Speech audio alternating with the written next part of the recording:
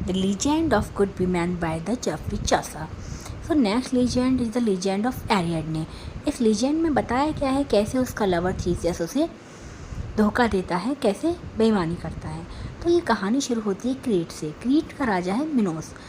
क्रीट का राजा जो मिनोस है उसका पुत्र एंड्रोजियस मारा गया है और वह बदले में अलकथोई शहर पर घेरा डालता है और उस शहर से वह एक महान प्रतिरोध करता है। और उसके अलावा वह एथेंस सहित अन्य शहरों को जीतने के लिए आगे बढ़ता है और वहाँ के लोगों को अपने बच्चों को मारने के लिए भेजने का आदेश देता है, जैसे कि उसका बेटा राजा मिनोस का बेटा मारा गया था। मिनोस एक राक्षस को एक भूलभुलैया में रखता है जिसका नाम है मिनोटॉर, और हर 3 साल में लोगों को मिनोटॉर द्वारा मारे जाने वाले एक युवा व्यक्ति का चयन करने के लिए पर्ची निकालनी पड़ती है। मतलब हर 3 साल में एक व्यक्ति मिनोटॉर के द्वारा मारा जाता है और वो भी उसका नाम निकलता है पर्ची से। तो एक साल क्या होता है कि पर्ची एथेंस के राजा के पुत्र थीसियस पर पड़ती है। मिनोस की जो बेटियां हैं एरिएडने और फेड्रा उसका दुख देखती हैं और उन्हें उसके प्रति करुणा महसूस होती है। वो उसके जीवन को बचाने की कसम खाती हैं।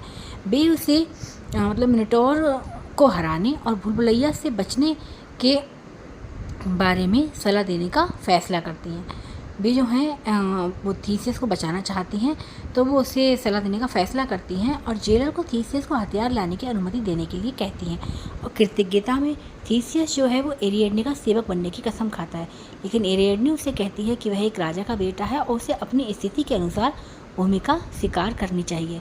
तो उसे सेवक बनने की बजाय, नौकर बनने की बजाय एरिएडने का पति बनना चाहिए।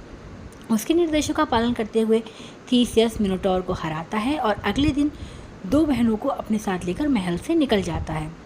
घर लौटते समय वह एक द्वीप पर उतरता है और एरिएडने को वहीं छोड़ देता है और उसकी अधिक सुंदर बहन से शादी करना चाहता है, इसलिए वो एरिएडने को छोड़ता है। एरिएडने सो गई होती है। जब वह जागती है तो उसे पता चलता है कि थीसियस उसे छोड़कर चला गया है और वो वहीं रह गई है और उसने अपने पिता को धोखा दिया था। राजा मिनोस की बेटी है वो और उसने राजा मिनोस को धोखा दिया था और इसीलिए वह घर भी नहीं लौट सकती। और आखिर में देवियों में से एक उस पर दया करती है और उसे एक नक्षत्र में बदल देती है। Thanks for watching.